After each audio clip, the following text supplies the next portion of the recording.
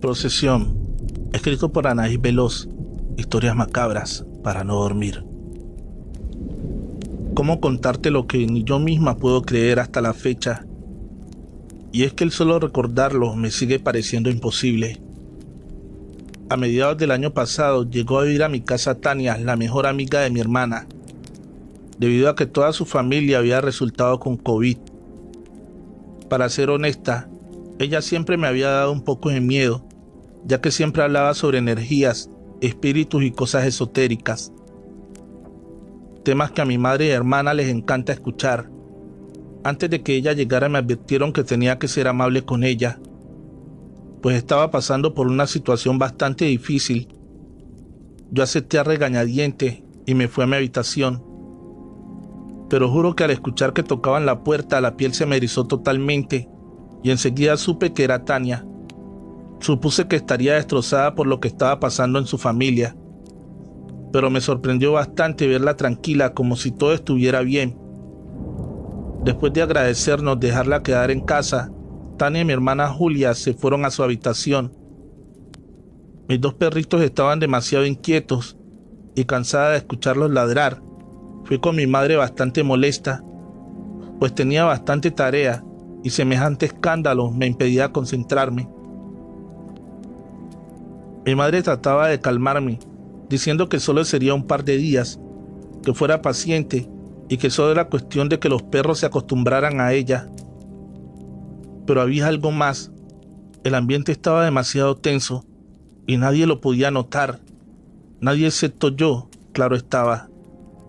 A la hora de la cena las cosas se comenzaron a poner bastante horribles, pues de repente las luces comenzaron a bajar y a subir su tonalidad. Al verme mi madre asustada, dijo que era muy probable que hubiera una falla de electricidad, a lo que rápidamente la interrumpió Tania y dijo: «Se equivoca, señora. Esto no tiene que ver nada con fallas eléctricas. Lo que sucede es que viene una procesión cerca, y al parecer son bastantes, pues siento su energía bastante pesada». «¿Pero de qué demonios estás hablando?», le respondí bastante nerviosa. Estaba por responderme, cuando de repente sus ojos se pusieron en blanco. Mi madre asustada gritaba que llamáramos a una ambulancia, pero mi hermana Julia trataba de tranquilizarla.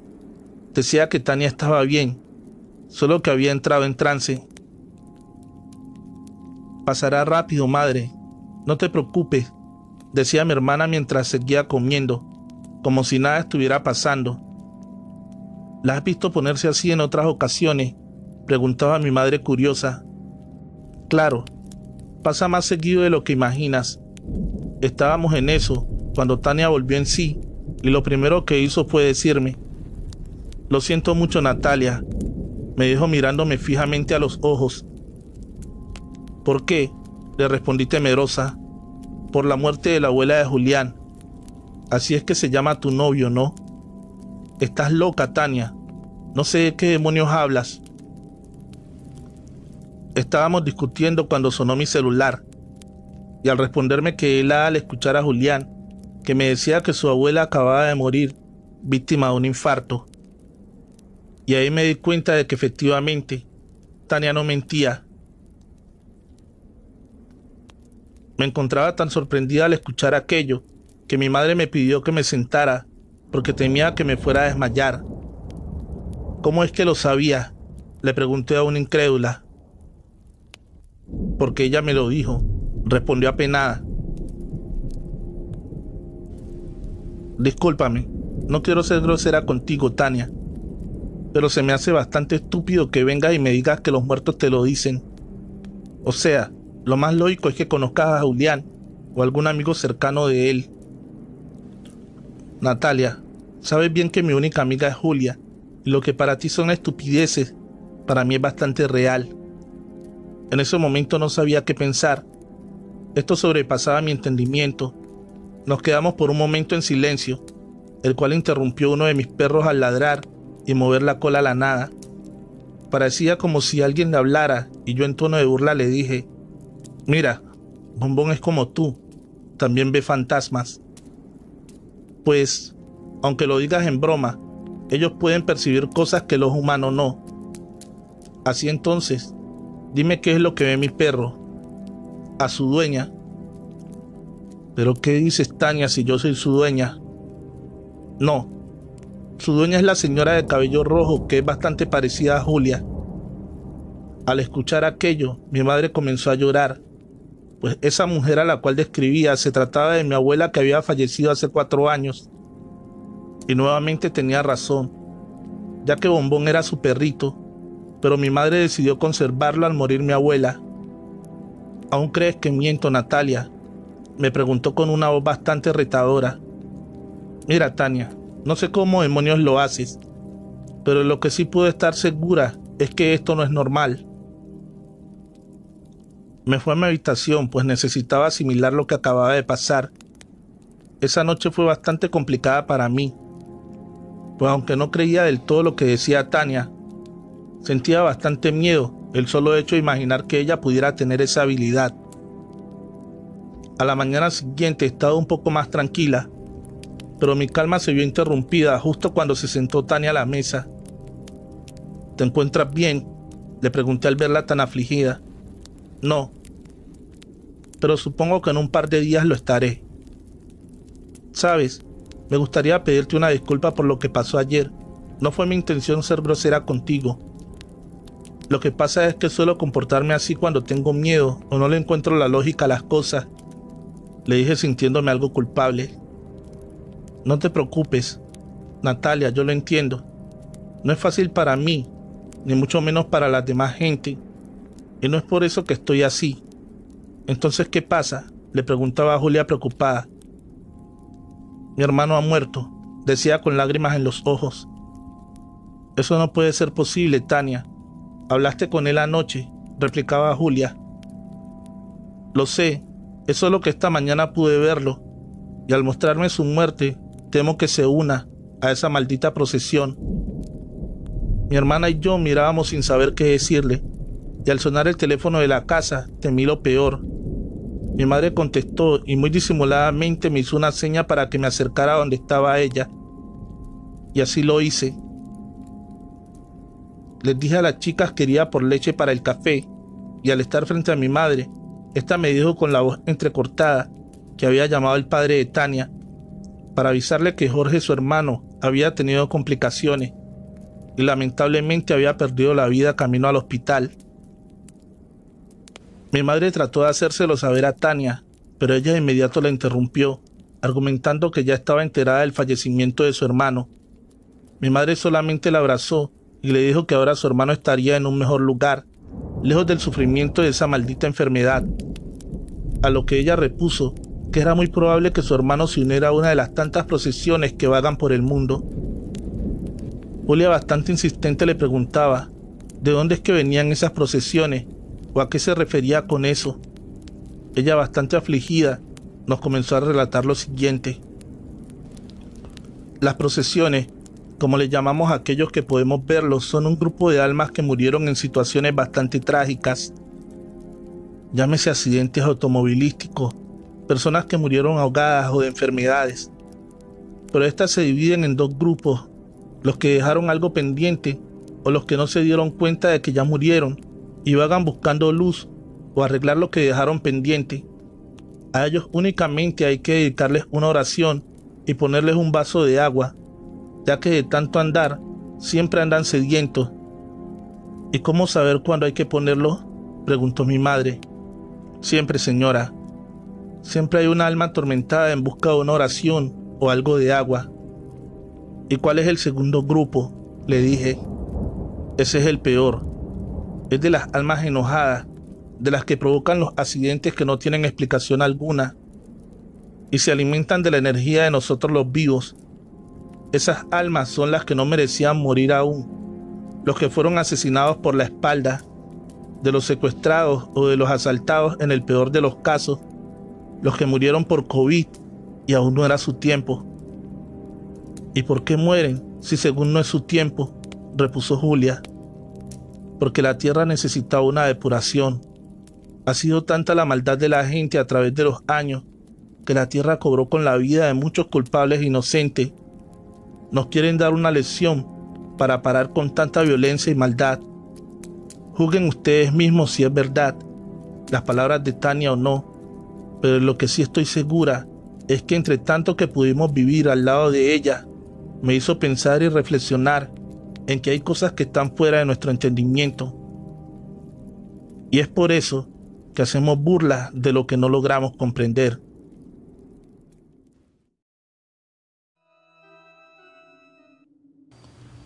Entrevista de trabajo, escrito por Anaís Veloz. No querrás que te lo cuente. En la descripción, el link de su página de Facebook. Síguela. Nunca imaginé que mi vida cambiaría en un abrir y cerrar de ojos. Habían cerrado la maquilladora donde llevaba casi 3 años trabajando, y como yo solía hacer el sustento de mi madre, necesitaba encontrar algo rápido. Mi amigo Memo me dijo que habían visto un anuncio en Facebook donde solicitaban guardias de seguridad. La paga era muy buena, pues decía que eran más de 2,000 pesos por semana. A mí se me hizo bastante extraño, porque era bastante dinero para lo que teníamos que hacer. Aparte de ser cierto, no creía que hubiera aún vacantes. Él dijo que no me desanimara, que por las dudas él mandaría mensaje y me avisaría de inmediato. Así que después de dejarlo en su casa, yo me dirigí a la mía para darle las malas noticias a mi madre. Aún no llegaba cuando me marcó Memo. Francisco, ya chingamos, amigo. Mañana tenemos la entrevista de trabajo a las 8 de la mañana, me decía lleno de ilusión. ¿Estás seguro, Memo? Le dijiste que iríamos los dos, le respondí emocionado. Ya te dije que sí, Francisco, así que todavía no le cuentes a tu mamá que estamos sin trabajo. ¿Para qué la preocupas? Mejor vamos a ver qué nos dicen mañana y les damos la sorpresa. Le dije que pasaría por él a las 6:30, ya que tenía que disimular que me iría a trabajar, y a esa hora solía salir a diario. Él aceptó y quedamos de vernos al día siguiente. Esa noche no pude dormir. Estaba muy nervioso y no sabía por qué algo dentro de mí no estaba muy convencido con el dichoso trabajo ese. Me levanté con mucha dificultad, pues había pasado muy mala noche, y al verme mi madre me dijo que me quedara en cama, que ella hablaría con mi supervisor para avisarle que estaba enfermo. Le dije que no, que se me pasaría en el transcurso del día, pero insistió tanto en que me quedara en casa que no tuve el corazón para desobedecerla. Así que me fui a acostar nuevamente y le marqué a Memo. Bueno, Memo, perdón, pero no podré ir. Mi madre se ha empeñado en que me quede en casa. No mames, Francisco, es nuestra oportunidad de salir adelante. Luego no te quejes cuando se te acaben tus ahorros, y me colgó molesto. Horas más tarde entró mi madre bastante preocupada. Dijo que había ido la mamá de Memo a buscarlo, porque él nunca se tardaba en llegar a casa, y en algunas ocasiones que lo hacía solía avisarle. Yo, algo adormilado, aún le pregunté por la hora, y me quedé bastante sorprendido cuando me dijo que eran casi las 6 de la tarde. Me levanté a toda prisa y comencé a marcarle, pero el teléfono sonaba apagado. Pasaron las horas y Memo seguía sin contestar. Casi a las 11 de la noche, la mamá de mi amigo volvió a mi casa y ahí fue donde le tuve que decir la verdad, que nos habían corrido del trabajo y que Memo había visto una publicación en Facebook donde solicitaban guardias de seguridad y que hoy teníamos una entrevista de trabajo, que yo no había podido asistir porque me sentía bastante mal. Me dijo que le diera los números de los que le darían el trabajo, o cuando menos la dirección para saber si se había presentado. Pero la verdad, yo no sabía nada de eso, pues Memo era el que se había encargado de contactarlos. Pasaban y pasaban los días y de él no se sabía nada. Comenzaban a reportar jóvenes desaparecidos en mi ciudad, y eso cada vez me ponía más nervioso, pues unos vecinos míos también habían desaparecido, y lo último que se supo de ellos, según su familia, fue que habían acudido a una entrevista de trabajo. Comenzamos a ayudarle a la mamá de Memo a buscarlo en las cárceles, en los hospitales, pero no había rastro de él por ningún lado. Un día, mientras veía la televisión, pasaron un reportaje de un campo de entrenamiento de los sicarios del cartel de los Maderos, que habían encontrado a las afueras de Chihuahua. Allí estaban entrevistando a uno de los jóvenes que rescataron, y por fortuna lo reconocí de inmediato. Era mi vecino Tomás, A pesar de que era bastante noche, fui y le tocó enseguida a mi vecina para informarle lo que acababa de ver. Se puso feliz de saber la noticia y yo también, pues según dijeron, rescataron a 25 jóvenes más. Era muy probable que estuviera Memo entre ellos. Quedamos de que iríamos a la fiscalía a primera hora, y así lo hicimos. No quise avisarle a la mamá de Memo, para que fuera una sorpresa. Pero desafortunadamente, no había nada de información sobre él. Nos pidieron que regresáramos al día siguiente, pues empezarían a tomar las muestras de ADN por la mañana, para compararlas con los restos que habían encontrado. Me quedé parado sin poder decir palabra alguna, porque todo esto me parecía una muy cruel película de terror. Cuando de repente llega mi vecina y me dice que nos tenemos que ir antes de que oscurezca, porque según las recomendaciones de la fiscalía, era no andar de noche con su hijo, para evitar que los sicarios se lo volvieran a llevar. Me partió el corazón ver nuevamente a mi vecino, porque se encontraba bastante golpeado y muy delgado. Al llegar a casa, mientras mi vecina le preparaba la cena, le pregunté que si en ese campamento había visto a Memo, ya que ellos habían desaparecido 2 días después, y él me dijo entre llantos: sí lo vi, Francisco, pero no quiero hablar de eso. No me obligues a recordarlo. Tomás, sé que no ha sido fácil por lo que has tenido que pasar, pero gracias a Dios tú ya estás en casa, y la mamá de Memo aún tiene la ilusión de encontrarlo.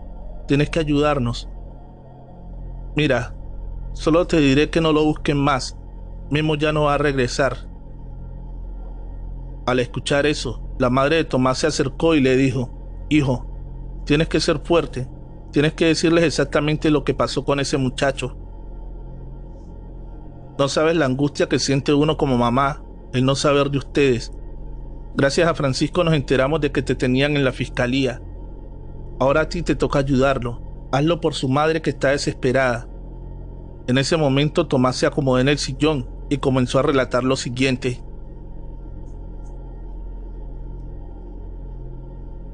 Mira, yo vi el anuncio en Facebook y la verdad lo primero que me llamó la atención, para ser honesto, fue la paga.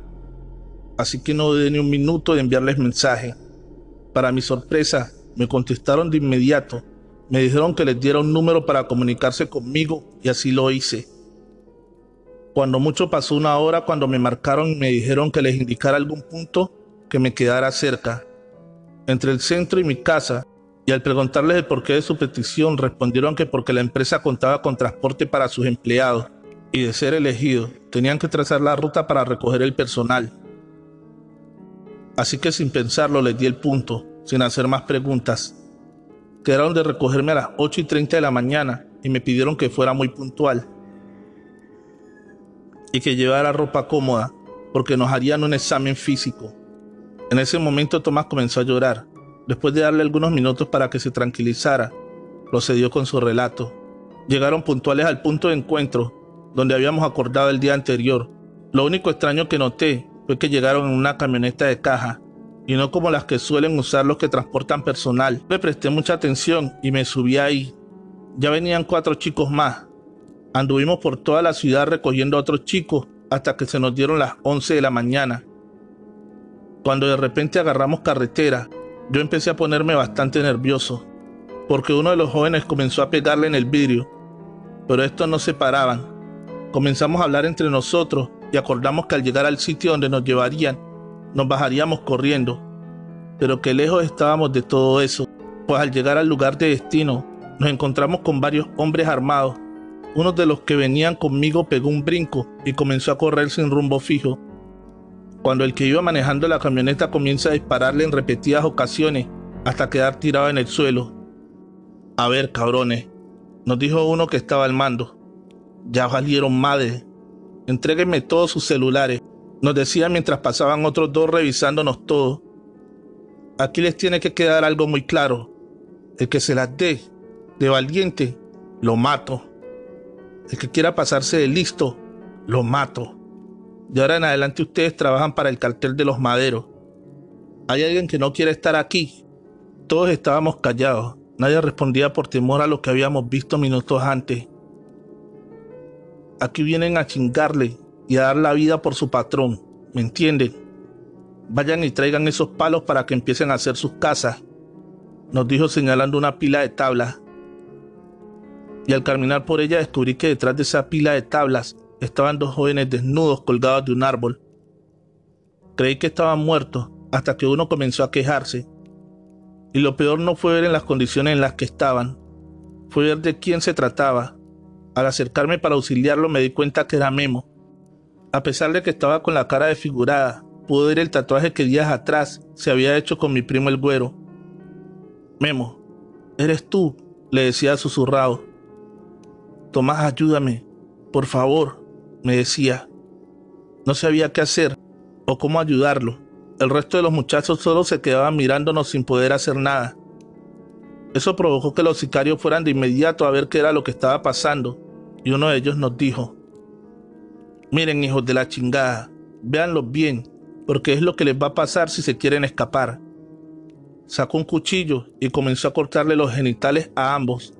Estos comenzaron a gritar de dolor, y al caer su miembro, ese maldito se los puso en su boca para que dejaran de gritar. Después de un rato sacó su pistola y les dio un tiro en la cabeza a cada uno, provocándoles la muerte. Nos ordenó que los bajáramos y los comenzáramos a destazar.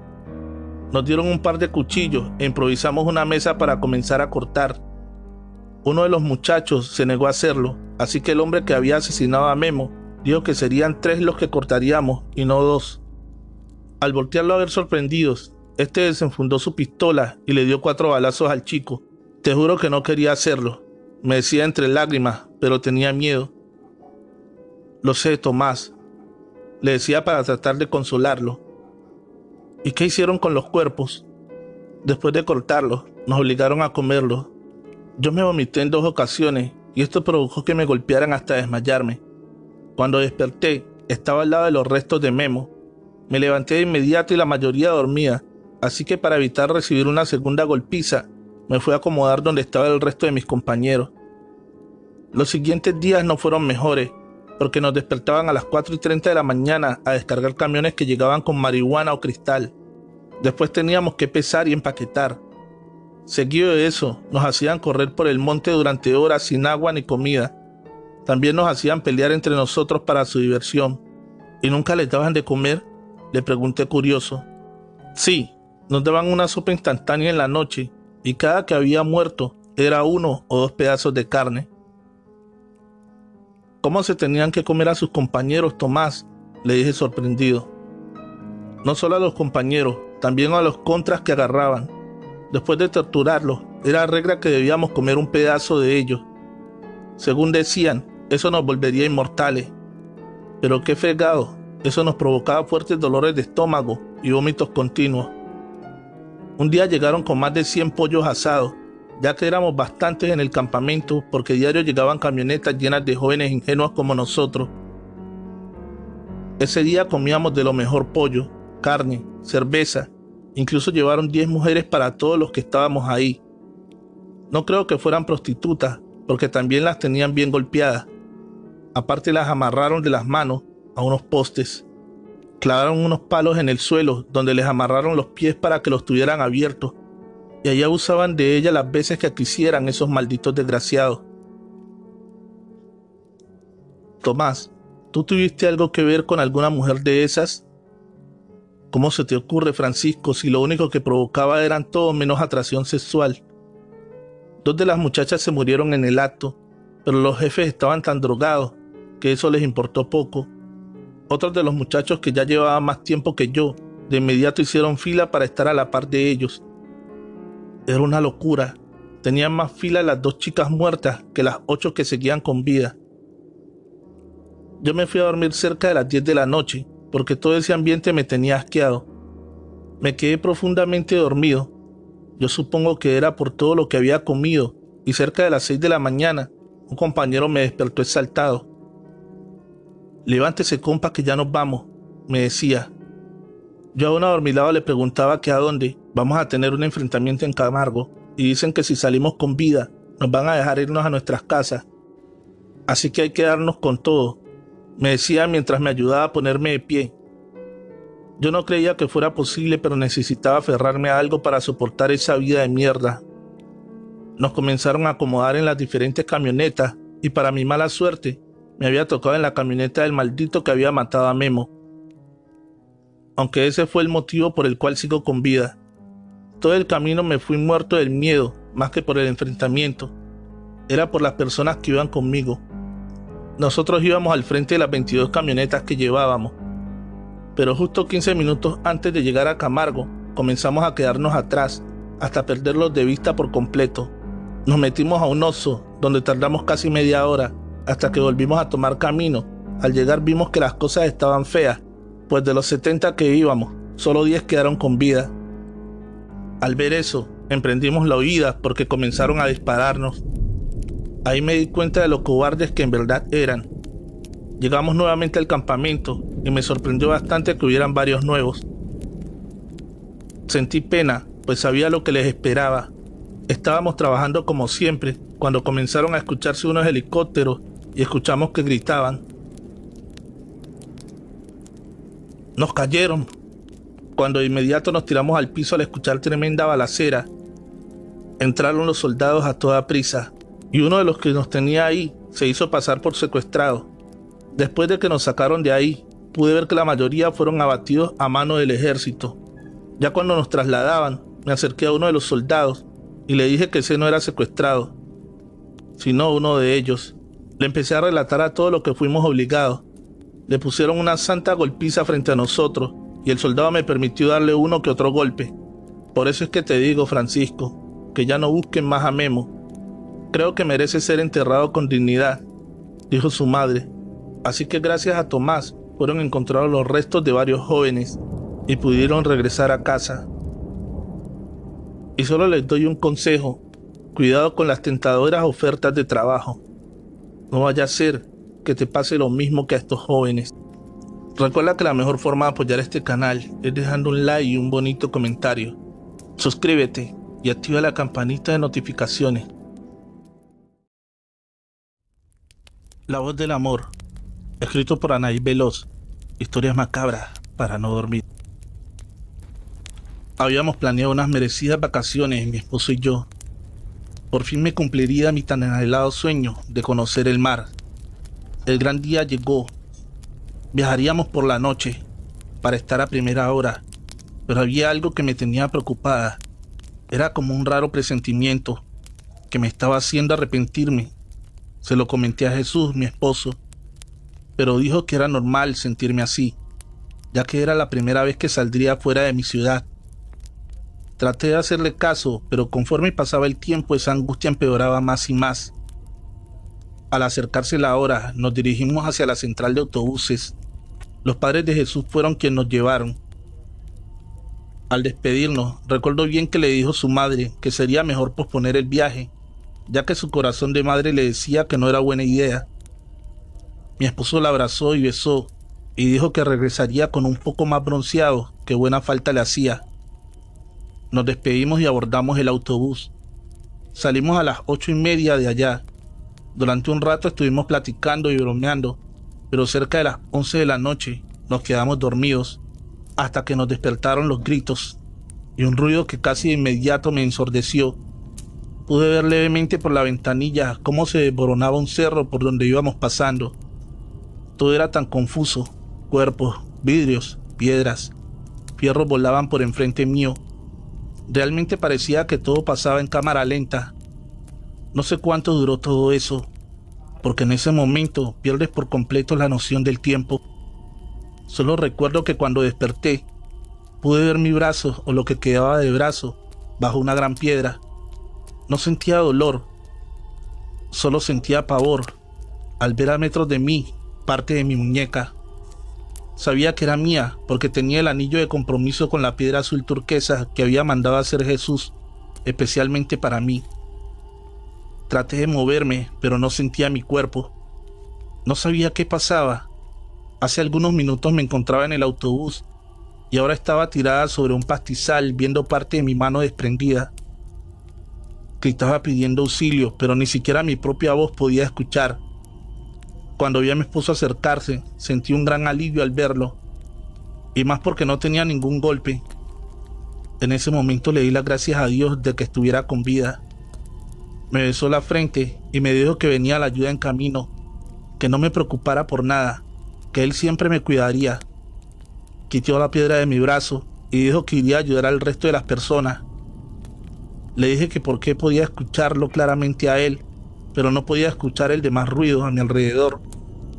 Él sonrió y dijo que porque él era la voz del amor. Comenzó a caminar sin hacer caso a las súplicas de que se quedara. A los pocos segundos llegaron los paramédicos y pude ver cómo echaban a una hielera mi mano. En ese momento no supe más de mí. Cuando desperté estaba en el hospital. Allí estaba mi madre conmigo. Se veía bastante cansada, pero su rostro cambió al escuchar que la llamaba. «Hija, por fin despertaste», y me decía llorando. Estaba muy confundida y sentía mucho dolor. Después de que vieran los doctores y me aplicaran algo de medicamento, mi madre me contó que había estado en coma por más de 2 meses, que estaban perdiendo la esperanza de que pudiera despertar. Ese día recibí las 2 peores noticias de mi vida. Al preguntarle por mi esposo Jesús a mi madre, ella trataba a toda costa de desviarme el tema. Yo, bastante molesta, le pedí su teléfono para marcarle. Él debía saber que estaba bien. Al darme el teléfono mi madre, y al quererlo agarrar, no pude evitar gritar, al ver que en vez de mano, era solo un muñón cubierto de vendas. «Mi mano, mamá. ¿Dónde está mi mano?» «Hija, todo estará bien. Tienes que calmarte. Lamentablemente, la perdiste en el accidente. Los médicos hicieron todo lo posible por salvártela, pero fue imposible. Estaban demasiado dañados los tejidos. Entonces es por eso, ¿verdad, mamá, que no quieres que hable con Jesús? Él ya sabe lo de mi mano y no quiere verme. Le doy asco. ¿Cómo vas a pensar eso de Jesús si Él siempre te amó con toda su alma? Entonces, ¿por qué no está aquí conmigo?» En eso iban llegando los papás de mi esposo y de forma tan cortante me dijeron: «Porque mi hijo está muerto. Lloras y te quejas por haber perdido una mano, cuando deberías estar agradecida con Dios y con tus padres por estar con vida. Eres muy afortunada, muchacha. Nosotros ni siquiera hemos podido recuperar el cuerpo completo de mi hijo. Solo sepultamos algunas partes de él». No podía creer lo que escuchaba. Eso tenía que ser una broma. Ya más tranquila, le dije que no era posible, porque yo había hablado con él después del accidente. Incluso había sido él quien había quitado la roca de mi brazo y no se veía golpeado. Tenía que ser un error. «Lamentablemente no lo es», dijo su padre llorando. «Según cuentan los paramédicos, que a ti te encontraron gracias a un joven que les dijo dónde estabas. El impacto del autobús fue tal que saliste disparada a varios metros del accidente y te cubrían enormes matorrales. Era casi imposible haberte encontrado. Saqué de mi cartera la foto de Jesús y al mostrársela, ambos paramédicos coincidieron que era el mismo que les había dicho dónde estabas. Fue cuando entendí que su amor por mí trascendió más allá de la muerte. Y aunque ahora tengo una discapacidad, sé que debo vivir por los dos». Trovadores, en algunas ocasiones nos es inevitable soltar algunas lágrimas. Hay historias escalofriantes de brujas, apariciones, así como hay otras historias que son muy bonitas como esta, bastante tristes. Quiero darte las gracias por hacer parte de este canal. Es gracias a ti que seguimos creciendo. Si eres nuevo, recuerda darle fuerte al botón de suscripción y activar la campanita de notificaciones. Búsqueda implacable. Escrito por Anaís Veloz. Historias macabras para no dormir. Hola, mi nombre es Cristina y soy parte de un grupo de búsqueda de personas desaparecidas que mi padre formó. Cuando desapareció mi hermana Regina hace 9 años, el día que esos malditos se llevaron a mi hermana, se llevaron una parte de cada miembro de mi familia. La buscamos día y noche, pero ella no aparecía. Pedimos ayuda a la policía, pero siempre se nos negó, argumentando que teníamos que esperar, que era muy probable que se hubiera ido de fiesta o con el novio. Pero ¿cómo era posible que nos dijeran eso si era una niña de tan solo 11 años? Mi madre no se quedó cruzada de brazos y se organizó con los vecinos para comenzar a buscarla. Pedimos las cámaras de la tienda donde había sido la última vez que la habían visto y se las llevamos a las autoridades, pero ellos seguían sin hacer nada. Conforme pasaban los días, se nos iba uniendo cada vez más gente que tenían a su madre, hermana, sobrina, novia o hija desaparecidas. El primer cuerpo que encontramos fue el de una mujer no mayor a 35 años. A ella la encontramos debajo de un puente a las afueras de la ciudad. Estaba semidesnuda y con un impacto en la cabeza. Tenía poco de muerta, ya que aún no presentaba alto grado de descomposición. Después de ponernos en contacto con su familia, su esposo decidió unirse al grupo de búsqueda en agradecimiento por haber encontrado a su esposa. Pasaban y pasaban los meses y no encontrábamos a mi hermana, hasta que yo, un poco desconsolada, me acerqué a mi madre una noche. Ella preparaba las mochilas con agua y algo de comida para salir a la mañana siguiente muy temprano, a reiniciar la búsqueda, ya que vendrían 4 grupos de búsqueda de otros estados a ayudar a encontrar a mi hermana y al resto de las chicas. Mamá, ¿no crees que es momento de rendirnos? Llevamos mucho tiempo buscando a mi hermana. No creo que la vayamos a encontrar. Tenemos que hacer nuestra vida. Ella me miró molesta y me respondió: ¿a qué vida te refieres, Cristina? Si al llevarse a tu hermana, se llevaron mi vida. Se me acabaron las lágrimas, hija, pero no se me ha acabado la sed de justicia. Y voy a encontrar a tu hermana viva o muerta. Sentí mucha pena de mis palabras, así que al día siguiente me alisté muy temprano y le dije a mi madre: hoy es un buen día para encontrar a mi hermana. Tomó mi mano y comenzamos a caminar. Al llegar al punto de encuentro, uno de los muchachos de un grupo foráneo dijo que le habían pasado la ubicación de un sitio donde seguido los grupos delictivos tiraban, enterraban y quemaban los cuerpos de sus enemigos o sus víctimas. Así que sin perder tiempo nos dirigimos hacia aquel lugar. Ese día fue bastante fuerte, ya que casi de inmediato localizamos el primer cuerpo. Y conforme pasaban las horas, seguíamos encontrando más y más. Unos en alto grado de descomposición, otros eran solo los huesos, y otros tantos que parecía que los hubieran asesinado la noche anterior. Uno de los que más me impactó fue un hombre que se encontraba dentro de un barril de lámina. Estaba cubierto con cemento. Lo único que se podía ver de fuera era un dedo, o al menos eso creía, ya que después me enteré que era la punta de su nariz. Estaba por oscurecer y ya habíamos encontrado 16 cuerpos, pero de mi hermana nada. Ya cuando nos dirigimos a la camioneta para marcharnos del lugar, mi madre se da la vuelta y al preguntarle qué es lo que hacía, ella entre llantos dijo: tu hermana está aquí y no me iré sin mi hija. No sé si fueron sus palabras o verla tan segura que todos agarramos nuevamente las palas y comenzamos a cavar. La noche nos cayó encima, así que no estábamos aluzando con lámparas y las luces de las camionetas. Y fue así que a las 9:30 de la noche, y después de 4 años, por fin pudimos encontrar a mi hermana enterrada al lado de un mezquite. Se preguntarán, ¿cómo es que supimos que era ella? Porque aún llevaba un reloj que mi madre le había regalado en su cumpleaños y que lo había mandado a grabar con su nombre. Mi madre cayó de rodillas y abrazó los restos de mi hermana y le decía: ahora estás con mami, hija, y te llevaré a casa.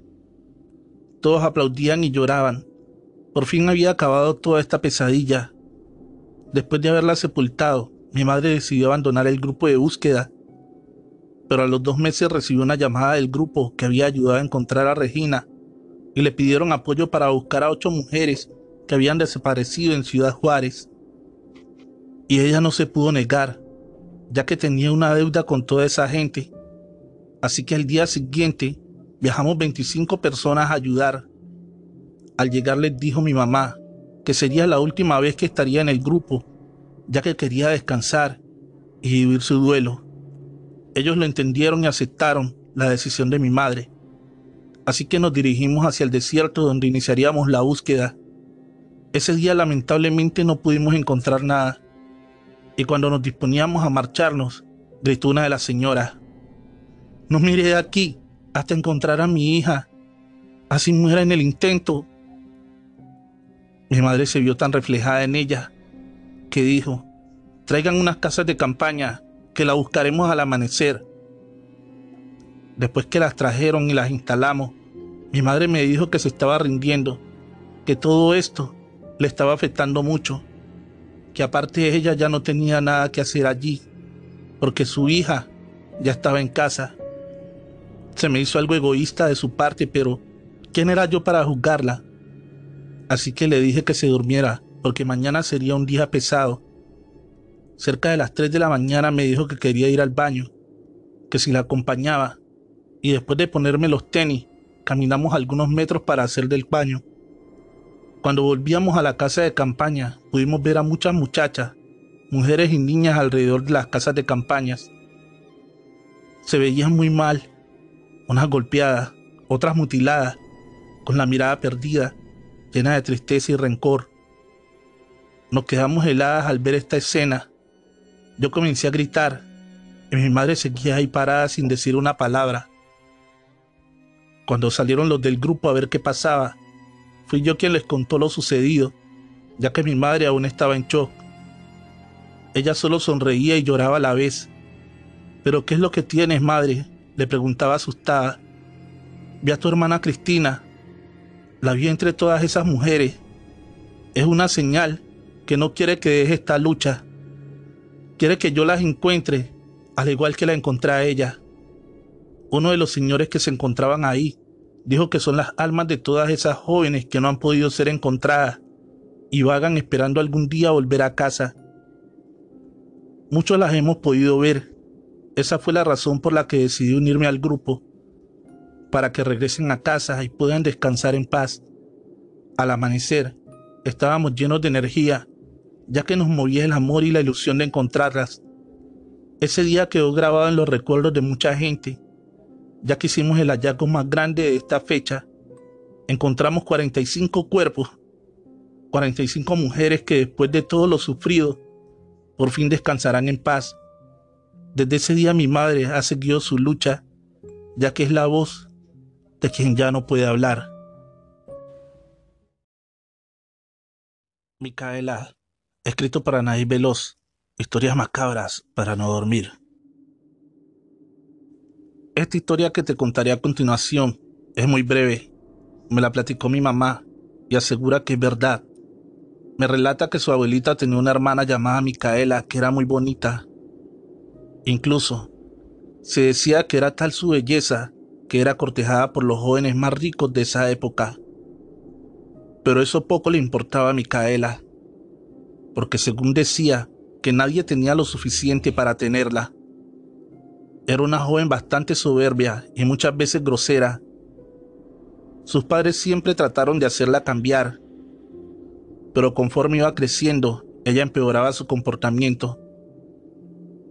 Cierto día llegaron unos comerciantes europeos a la ciudad y ahí conoció a Micaela a Patrick, un joven de 22 años que le robó de inmediato el corazón. A pesar de que Patrick era mayor que Micaela, eso nunca le importó. Al poco tiempo se hicieron novios y en cuestión de semanas Patrick le propuso matrimonio. Ambas familias estaban felices con el matrimonio, porque ambos eran de buenas y adineradas familias. La ceremonia se llevaría a cabo el 2 de noviembre a las 7 de la noche en la catedral. Se cuidaron todos los detalles para que la boda fuera la mejor de todos los tiempos. Pero antes de prepararse para tan magnífico evento, Micaela tuvo que acompañar a sus padres a dejar flores, como cada año a sus abuelos y tíos al panteón. Esa era una tradición que celebraban desde hacía ya 10 años. Al llegar al cementerio, Micaela se encontró un cráneo casi al entrar, y en lugar de pasar por un lado, ella lo pateó con tanta fuerza que al ver esa acción su madre se enfadó y la obligó a ir por el cráneo y ponerlo donde lo había encontrado, porque según decían que era de muy mala suerte mover huesos u objetos que se encontraban tirados en el panteón. Ella regresó pateándolo nuevamente y diciendo: «Te invito a mi boda. Espero no falte, porque será la mejor boda de la ciudad». «Micaela, por Dios, muchacha, respeta a los muertos», le decía a su madre enfurecida. «Tranquila, mamá, solo lo estaba invitando a mi boda. Sería un placer que contara con su distinguida presencia», lo decía mientras no paraba de reír. Su madre la jaló del brazo y comenzó a caminar a la par de ella. «No entiendo por qué te enojas, mamá. Son solo huesos», le decía molesta. «Sí, Micaela, huesos que un día fueron personas, así que deberías aprender a respetar». Después de dejar las flores, comenzaron a hacer oración por el eterno descanso de sus almas y se sentaron alrededor de las tumbas para recordar historias que habían vivido con los ahora difuntos. Cuando Micaela voltea de repente al escuchar murmullos cerca y se da cuenta de que había unas personas que llevaban un gran ramo de rosas rojas que pusieron sobre una tumba, Micaela quedó encantada con tales flores y después de esperar a que se fueran, esta a toda prisa se acercó a cortar 4 rosas que escondió entre sus ropas para evitar que su madre las viera. Estaba por guardar la última cuando la madre le gritó que se hacía tarde para la boda. Estaban terminando de arreglar a Micaela cuando ésta le pide que le coloque en el cabello una de las rosas que minutos atrás había robado de la tumba. Realmente aquella rosa le dio el toque perfecto. Se veía más hermosa aún. Listos todos se fueron para la iglesia. Todo el mundo quedó asombrado ante su belleza. Caminaba hacia el altar cuando hubo algo que le llamó bastante la atención. En primera fila estaba un hombre bastante extraño, ya que su piel era demasiado pálida y tenía unas ojeras bastante pronunciadas. Se veía muy elegante, solo que su traje estaba bastante cubierto de polvo. Al lado de él se encontraba una mujer de igual aspecto. Supuso que eran familia por la tonalidad de piel y creyó que eran amigos de Patrick, su ahora esposo. No le dio mucha importancia a eso. Cuando salieron de misa, la gente comenzó a amontonarse para felicitar a los recién casados, y al acercarse el tipo y la mujer a abrazarla, pudo sentir su cuerpo bastante frío. Estaba por preguntarles quiénes eran cuando de repente los perdió de vista. Ya en el salón estaba la fiesta en pleno apogeo. Cuando anuncian que se llevaría a cabo el famosísimo baile del billete, ahí fue donde la primera que se acercó a Micaela fue la mujer. Y cuando comenzaron a bailar, esta le dijo que tenía mucha pena de preguntarle lo siguiente: «Disculpa, no quiero sonar grosera, pero ¿me ayudarías a recordar de dónde nos conocemos o si eres amiga de Patrick?», preguntó Micaela. No soy amiga de Patrick y nos conocimos hoy. Supuse que me recordarías», le dijo la mujer en un tono bastante frío. «Debes de estarme confundiendo porque hoy no platiqué con nadie que no fuera de mi familia. Quizás nos vimos otro día y yo te invité a mi boda». «No, claro que fue hoy. Cuando robaste de mi tumba esa flor que traes en el cabello», le dijo sonriendo a aquella mujer. Micaela sintió desmayarse al escuchar tales palabras. El hombre extraño la tomó entre sus frías y huesudas manos y le dijo: «Aquí estoy, como me lo pediste», dijo mirándola fijamente a los ojos. «No sé de qué me habla», respondió Micaela tratando de reponerse del primer susto. «Dijiste que sería tu invitado de honor, y aquí me tienes». Dicho esto, Micaela palideció de inmediato y se desvaneció entre sus brazos. Este comenzó a elevarse y seguía bailando con ella como si hubiera una pista en el aire. Al ver esto, los invitados comenzaron a gritar y a rezar. Al ver a Micaela bailando en el viento, a varios metros de altura, después de unos minutos, este la dejó caer al piso y él desapareció en un instante. Se dice que Micaela murió de un infarto cuando bailaba por los aires con aquel extraño sujeto. Otras tantas Dice que lo que la mató fue la caída tan brusca que tuvo, pero en realidad solamente Dios sabe qué fue exactamente lo que pasó. Saquen sus conclusiones y díganme qué es lo que piensan. Trovadores, acaba de terminar el relato de hoy. Sería de muchísima ayuda que dejaras tu like y un bonito comentario. Si lo compartes con un amigo, esto ayudará a crecer el canal. Feliz noche, amantes de cuentos de terror.